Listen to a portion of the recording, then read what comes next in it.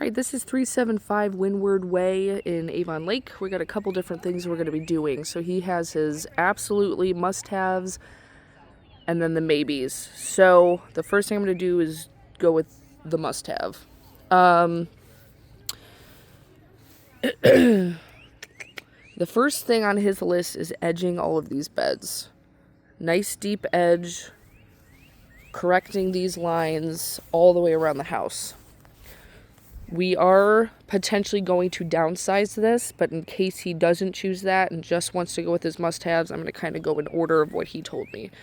So he wants this brought out just so it's nice and even. We are not going to be doing any trimming, but while we're here, if there's weeds in the beds, obviously grab those, clean those out, little grasses, blow out the beds prior to us being here or doing the work.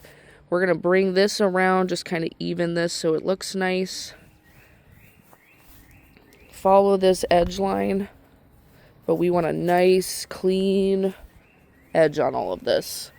This bed as well, nice deep edge on this. He said he's going to remove the plastic edging, but if he doesn't, just yank it out and throw it away. We have some Lily of the Valley in here coming up.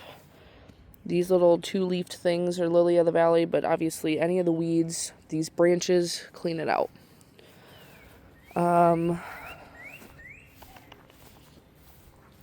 This bed here too, we're going to remove this edging if he doesn't. Get the weeds, clean it out, and do a good edge on this so the mulch doesn't fall out. Clean this out too while we're here. This shouldn't be in there. This bed here too, put a good edge on that so the mulch doesn't fall out. This, we want a nice rounded bed.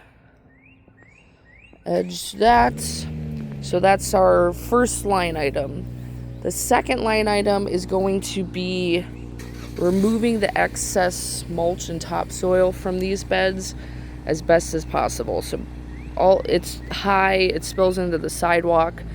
He just wants this brought down as much as possible. So we need to rake out from underneath these yews, get these weeds too, as much as we can without exposing the roots. And then over here too, along with that, we're going to downsize this bed. So again, all of this is very dependent on what he chooses in the quote. So make sure we're reading the line items well. For mowing purposes, we're going to start kind of here and bring this bed and then start downsizing it from here. So we're going to bring this in kind of like this, and then keep that edge going out just a bit past those Weigelia. And then we're going to scrape away any of the excess mulch, topsoil, level it with the existing turf, and seed it.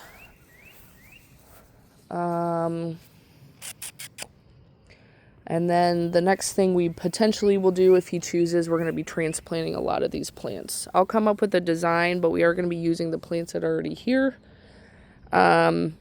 Everything in here, I mean, the daffodils will probably be cut down, but all these existing perennials we're going to move up and kind of design in here.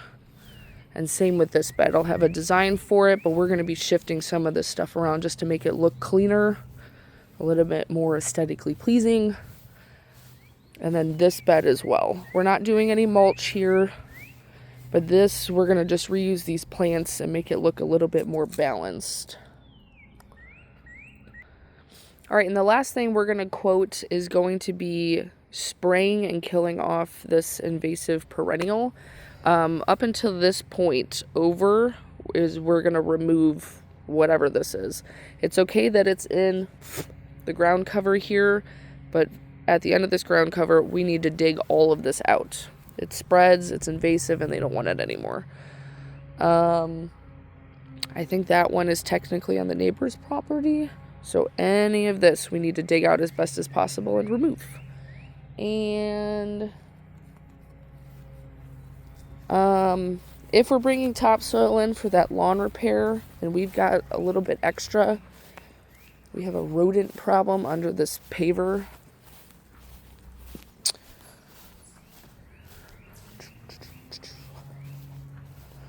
we need to fill this gap as best as possible. Ugh. Right here so that they don't get underneath. And I think that's it.